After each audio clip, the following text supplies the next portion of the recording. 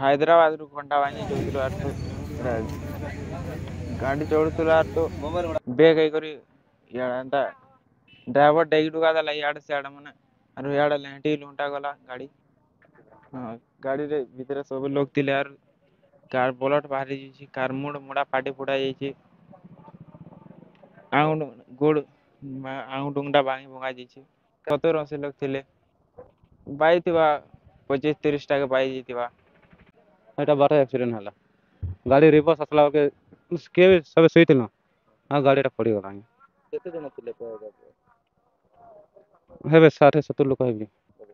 ଏସବୁ ଲୋକ କୁଆଡୁ ମାନେ କୋଉଠୁ ଆସିଥିଲେ? ସବୁ ହାଇଦ୍ରାବାଦରୁ। କଣ କରୁଛନ୍ତି ସେଠି ହାଇଦ୍ରାବାଦରେ ଆପଣ? ହଁ ମୁଁ ତ କହିପାରିବିନି ତାଙ୍କ କଥା ଏଇଠି ବାକି ମୁଁ ଏଇଟା ବୋଲୁଥିଲି। ଇଟା କାଟିବାକୁ ମୁଁ ଶୁଣିବାକୁ ପାଇଲି ଆମର ବସ୍ ଗୋଟେ ପାଲ୍ଟି ହେଇଗଲା ବୋଲି ସାଙ୍ଗେ ସାଙ୍ଗେ ଆସିକରି ଆମେ ଉଦ୍ଧାର କରି ପାଣ୍ଡିପାଣି ମେଡ଼ିକାଲରେ ନିଆହେଇଛି। ଆଉ ପାଣ୍ଡିପାଣି ମେଡ଼ିକାଲରେ ପ୍ରାୟ 20 ଜଣ ଖଣ୍ଡେ ଅଛନ୍ତି ସମସ୍ତଙ୍କର ଟ୍ରିଟମେଣ୍ଟ ଚାଲିଛି। ମୁଁ ପାଣ୍ଡିପାଣି ମେଡ଼ିକାଲରୁ ଏବେ ଆଉ ଥରେ ବସ୍ ପାଖକୁ ଆସିଛି।